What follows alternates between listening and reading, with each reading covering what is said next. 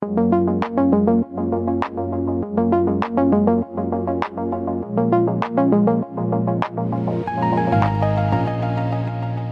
if I told you most people buying crypto don't actually own it, and that there are two completely different ways to hold your assets, and only one of them gives you real control?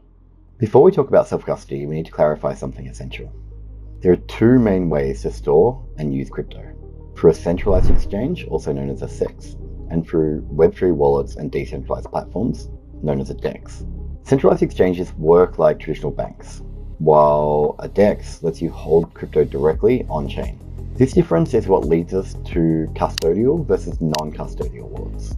If your crypto is not in your own wallet, it's not really yours. This is one of the most important concepts in Web3, and yet is one that most people still overlook. Today, we're going to break down what self-custody actually means, why it matters, and how Meta-Earth is making it simpler and safer for everyone.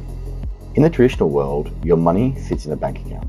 You do not own that money directly. You have a balance the bank promises to honor. They can freeze the account, delay your withdrawals, or close it entirely. Many people don't realize that centralized crypto exchanges work the exact same way. When your crypto is sitting on a centralized exchange, you are not holding the private keys. The exchange is. This is what makes a wallet custodial. Someone else controls the keys and therefore controls the funds. This is why the phrase "not your keys, not your crypto" became so important. Whoever controls the private key is the true owner. In centralized exchange, the platform controls that key. That means they can freeze withdrawals, limit access, pause trading, and even lock you out completely, whether because of security issues, bankruptcy, or regulation. Your funds depend on their policies, their security, their financial health. A non-custodial wallet flips that dynamic. You control the private key, and no one else can touch your assets. Self-custody solves this problem. With a non-custodial wallet, you approve every transaction. No bank or exchange sits in the middle. You can think of it as the purest form of digital ownership.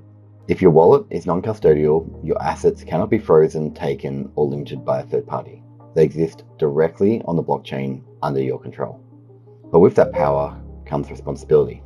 If you lose your seed phrase, there is no customer support line, no password reset. Your seed phrase is the one and only way you can recover that wallet, which is why self-custody has always been intimidating for new users. This is where Meta-Earth is changing the game.